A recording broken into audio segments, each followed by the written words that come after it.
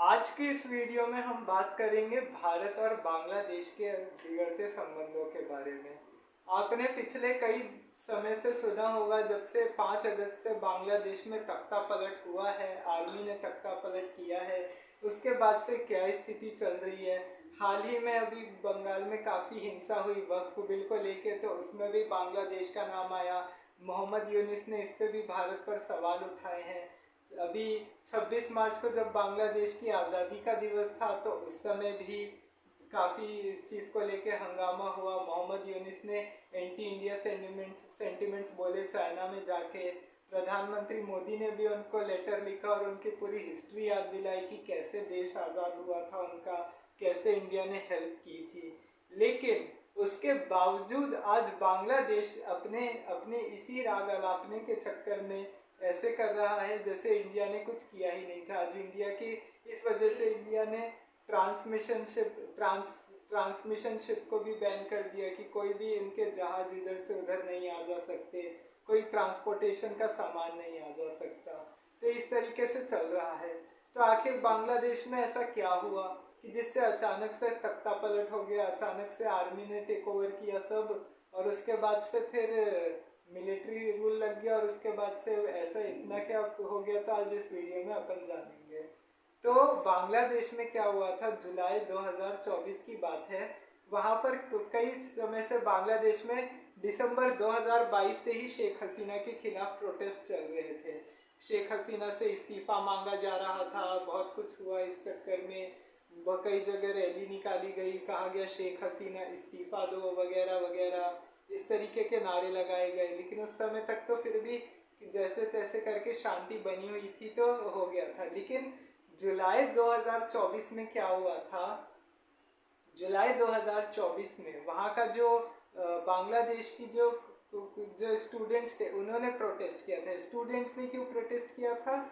कोटा के लिए, कि जो बांग्लादेश में जो कोटा दिया जाता है 75% कोटा, उनमें से जो जो कोटा दिया जाता है, जो उनके फ्रीडम फाइटर्स के बच्चों को दिया जाता है, जो जो बांग्लादेश में जिन्होंने आज़ादी के लिए लड़ाई की थी, जो वहाँ के फ्रीडम फाइटर्स थे, बांग्लादेश में उनको वॉर हीरो बोला जाता है। तो उनको, उनके बच्चों को, उनके आगे की सभी पीढ़ी को, उनके बच्चों को सभी को ये कोटा दिया जाता था। इसके तहत सभी को सरकारी नौकरियों में आरक्षण, स्कूल कॉलेज में एडमिशन, ये सब दिया जाता था, सब इसकी वजह से मिल जाता था। तो इस वजह से क्या हो रहा था कि स्टूडेंट्स काफ़ी परेशान हो गए थे, कि इस चक्कर में कि स्टूडेंट्स इसलिए परेशान हो गए थे क्योंकि उनको इस प्रोटेस्ट की वजह से कुछ मिल नहीं रहा था। तो क्या हुआ कि बांग्लादेश में जब ये सब चल रहा था, तो शेख हसीना ने क्या किया कि बहुत ब्रूटल क्रैकडाउन भी किया। इसमें कुछ कुछ जगहों पे शेख हसीना की भी गलती रही है। हालांकि जब बांग्लादेश की सुप्रीम कोर्ट ने भी इस कोटे को लेके बोला था कई बार, जब ये आवामी लीग की सरकार जब बांग्लादेश से हटी है, तो ये कोटा सिस्टम को हटाया गया है।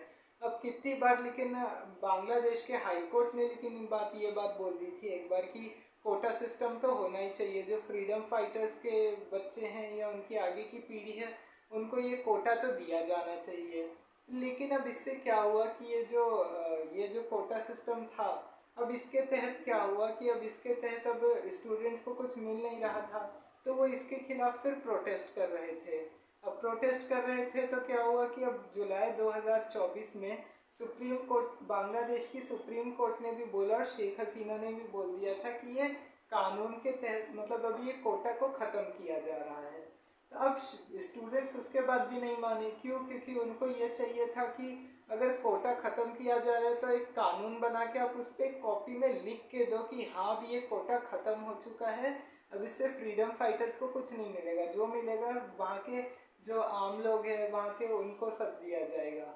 लेकिन ऐसा कुछ शेख हसीना ने ये बात मानी नहीं, और कई जगहों पे ब्रूटल क्रैकडाउन हुआ, पुलिस से गोलियां चलवा दी, आंसू गैस के गोले बरसाए गए, टीयर गैस छोड़ी गई कहीं कहीं। तो अब इस तरीके के काम हुए, तो अब क्या हुआ कि अब इस तरीके की चीज़ें हुई, तो फिर क्या हुआ कि अब स्टूडेंट्स को बाद में बातचीत के लिए बुलाया गया, लेकिन उनको माने नहीं। उन्होंने कहा कि जब बातचीत से ही अगर पहले से मामला सुलझाना था, तो फिर गोलियां क्यों चलवाई गई। लेकिन अब 5 अगस्त को पहले क्या हुआ था, 4 अगस्त या की शाम के आसपास ही हुआ था कि शेख हसीना ने क्या किया। अब जो वहाँ पे प्रोटेस्ट कर रहे थे, वहाँ के जो लोग प्रोटेस्ट कर रहे थे इस चीज़ के खिलाफ, जो स्टूडेंट्स थे, जो वहाँ की और पब्लिक थी, उनको क्या किया, रजाकारों से कंपेयर कर दिया। रजाकार वहाँ पे एक तरीके की गाली होती है। रजाकार मतलब जो 1970 में जब बांग्लादेश, जब वहाँ पे ईस्ट पाकिस्तान में पूरे इलेक्शंस हुए थे तो कैसे आवामी लीग जीती थी और वहाँ पे शेख मुजीबुर रहमान जीत गए थे, वो प्राइम मिनिस्टर बने। तो वहाँ के जो उन्होंने किया, वहाँ पे याह्या खान ने ऑपरेशन सर्च लाइट के तहत, ऑपरेशन सर्च लाइट के तहत जो कुछ भी हुआ था, जिन लोगों ने किया था, वहाँ की जो आर्मी के जो सोल्जर्स थे या और भी लोग थे, जनरल टिक्का खान, इन सबको वहाँ पर रजाकार बोला जाता है। अब वहाँ पे याह्या खान ने भी वही चीज़ की। अब शेख हसीना ने भी बाद में वही किया जो याह्या खान ने किया था उस समय। अब जो याह्या खान ने भी वही किया था, गोलियां चलवा रहे थे स्टूडेंट्स पे, अब शेख हसीना ने भी वही किया।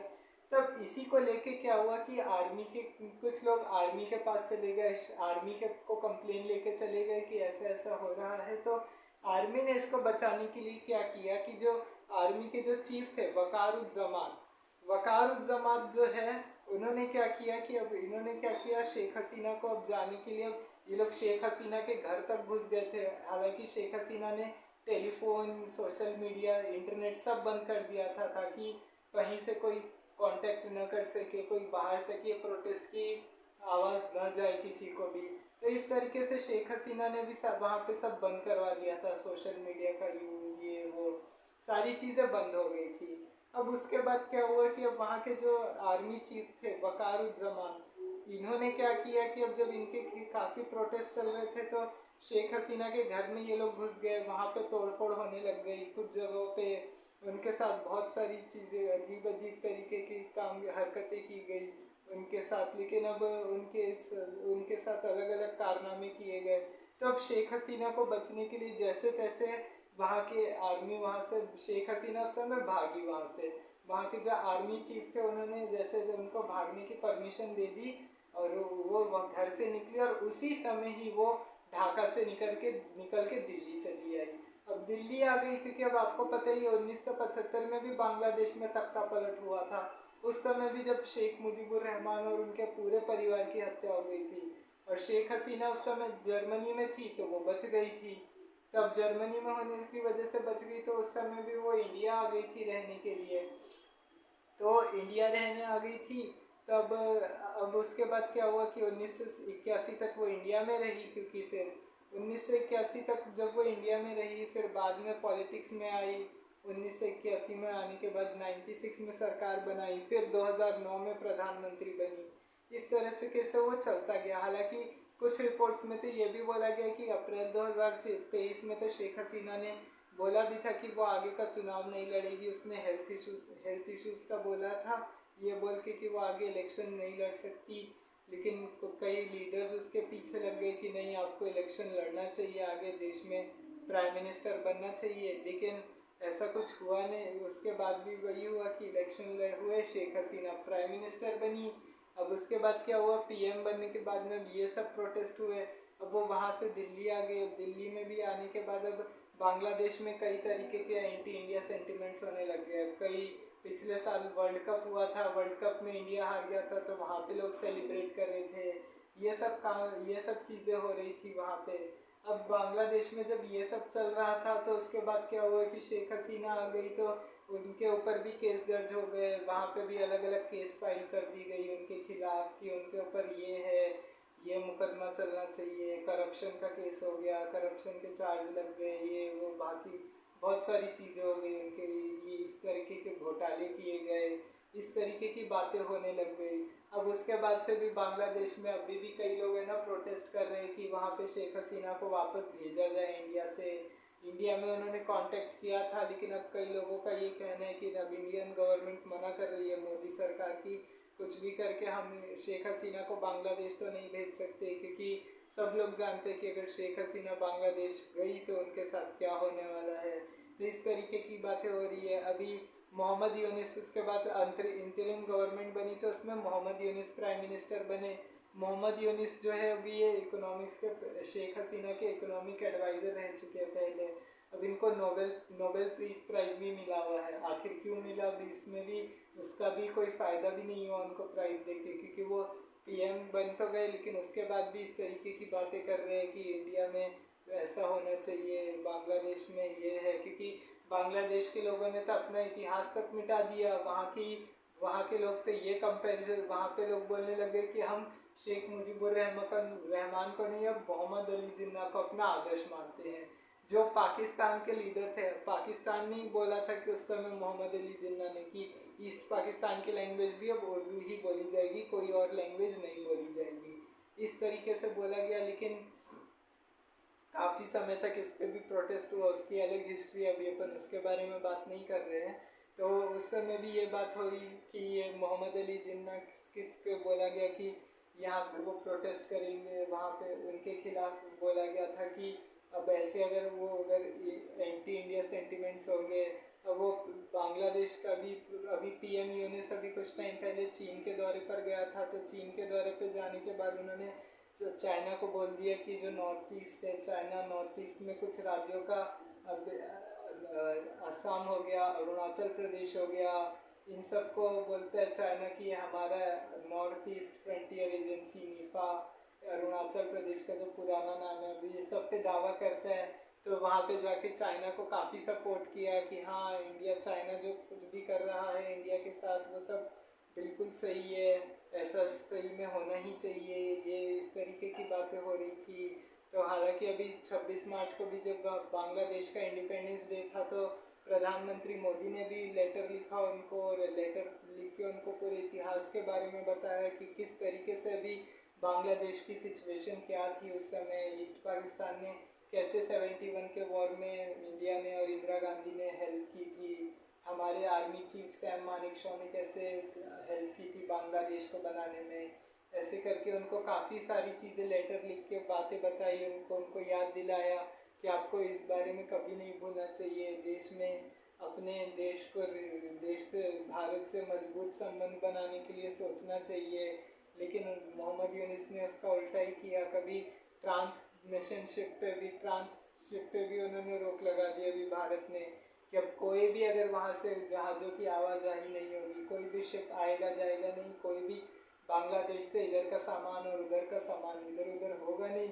और मोहम्मद यूनुस का तो यही है कि ऐसे तो जा के चाइना के बारे में बोलते रहते कि चाइना का गुणगान गाते कि चाइना ने ऐसा किया, चाइना सही कर रहा है, ये वो। तो लेकिन बाद में जब अब ज़रूरत पड़ती है तो इंडिया के पास आ जाते हैं पैसे मांगने के लिए। तो इस तरह से अब इंडिया ने भी अब हेल्प करनी काफ़ी बंद कर दी है, क्योंकि अब रिश्ते बिगड़ चुके हैं हर जगह से। और अभी तक के अभी सिचुएशन है, अभी क्या चल रही है अभी कुछ समझ में नहीं आ रहा है, क्योंकि अब एंटी हिंदुओं के खिलाफ वहाँ पे हो रहा है, तो कई हिंदू लोग वहाँ से भाग के इंडिया की तरफ आ रहे हैं। ऐसी ऐसी बातें हो, हिंदुओं के खिलाफ जब हो रहा है तो हिंदू लोग वहाँ इंडिया में पहुँच रहे हैं, हिंदू इंडिया में आ रहे हैं। तो उसके बाद जब क्या हो रहा है उसके बाद भी, कि अभी जैसे अभी वक्फ बिल को लेके कई दिनों से बंगाल में और भी जगहों पे प्रोटेस्ट चल रहा है, तो बंगाल में भी प्रोटेस्ट चल रहा है। तो ममता बनर्जी ने भी है ना बांग्लादेश पे सवाल उठाए कि ये बांग्लादेश से जो लोग आ रहे हैं उनकी वजह से यहाँ पे ये सब कुछ हो रहा है, इस तरीके की चीज़ें नहीं होनी चाहिए। सेंट्रल गवर्नमेंट पे सवाल उठाए हैं कि बीएसएफ को खड़ा करने का क्या काम था, बीएसएफ इसमें क्या करेगी, वहाँ पे बीएसएफ भी सही से ध्यान नहीं देता है। ऐसे में ऐसे लोगों के लिए जो ध्यान दिया जाना चाहिए दो लोगों के लिए, उनमें नहीं हो पा रहा है। अभी कुछ दिन पहले ये भी सुनने में आया कि वहाँ पे तख्ता पलट रोकने की कोशिश की गई थी इंडिया की तरफ से, क्योंकि यूनेस का भी तख्ता पलट होने वाला था। अभी अगर हो जाता तो मोहम्मद यूनुस को भी फांसी हो सकती थी या कुछ भी हो सकता था, जेल हो सकती थी। लेकिन भारत ने उस समय भी काफ़ी कोशिशें की थी कि देश को बचाया जाए कैसे भी करके। अब उसके बाद क्या हुआ था कि वो बचाया गया, लेकिन जैसे तैसे करके बचा तो लिया, लेकिन अभी भी बांग्लादेश में वही सिचुएशन चल रही है। अभी वक्फ बिल को लेके अब सुनवाई होगी तो उसमें सारी चीज़ें पता चलेगी। लेकिन बांग्लादेश का तो बहुत ही बड़ा मैटर है। मोदी विदेश मंत्री एस जयशंकर ने भी ये मुद्दा कई बार संसद में उठाया, पार्लियामेंट में, लेकिन इससे कुछ होता जाता है नहीं। एक बार बात होती है, वहाँ की सरकार बोलती कि हाँ हम करेंगे, लेकिन उसके बाद भी कोई हल नहीं निकल पाता है इस समस्या का। तो इस तरीके से अभी कुछ ना कुछ चलता ही रहता है। अभी बांग्लादेश में तो इलेक्शन होने की भी उम्मीद नहीं है कि कब तक इलेक्शन किए जाएंगे, क्या होगा, कुछ अभी इस बारे में पता नहीं है। तो अभी आगे जैसा भी होगा, अभी बाद में सब पता चलेगा कि आगे चल के देखना होगा कि आगे क्या होता है वहाँ पे। अभी ये सुनने में आ गया कई जगहों पे कि पाकिस्तान डोमिनेंट गवर्नमेंट भी आ सकती है बांग्लादेश में। पाकिस्तान डोमिनेट गवर्नमेंट जो आएगी वो गवर्नमेंट भी ऐसी है कि अब जो पाकिस्तान की सारी चीज़ें वहाँ पे पाकिस्तान जिस तरीके से चलाएगा फिर वैसे चलाएंगे ये लोग। पाकिस्तान जैसे ये बांग्लादेश की स्थिति हो गई है कितनी बार से। नहीं तो शेख हसीना के समय में बांग्लादेश की जीडीपी बहुत ऊपर तक गई थी 2019-20 तक, 9-10% से ऊपर था भारत के बाद बांग्लादेश। बांग्लादेश जीडीपी विकास दर वहाँ पे बांग्लादेश की काफ़ी हुई जब शेख हसीना आई थी 2009 में या 2014 में। उसके बाद तो उनका ये लक्ष्य, उन्होंने ये स्लोगन दिया था कि हम डिजिटली बांग्लादेश को चलाएंगे। इस तरीके से उन्होंने वहाँ पे स्लोगन दिए थे और काफ़ी डेवलपमेंट भी हुए। हालांकि शेख हसीना ने भी कई जगहों पे क्रैकडाउन किया आवामी लीग के लीडर्स के खिलाफ, उनको भी जेल में डाला गया इलेक्शन में जब उन्होंने फ्रॉड होने का इल्ज़ाम लगाया। तो इस तरीके की चीज़ें भी हुई है शेख हसीना के समय में, अभी भी वही हुआ था। तो इस तरीके से चलता ही रहता है अभी तक बांग्लादेश में। तो बाकी आगे क्या होगा अभी इसमें आगे देखना होगा अपन को कि क्या सिचुएशन होती है आगे, इसमें क्या डिसीजन आता है, इंडिया बांग्लादेश के रिलेशन अच्छे होते हैं नहीं होते हैं, सारी बातें अपन को आगे चल के पता चलेगी। तो आज के इस वीडियो में इतना ही, तब तक के लिए जय हिंद जय भारत।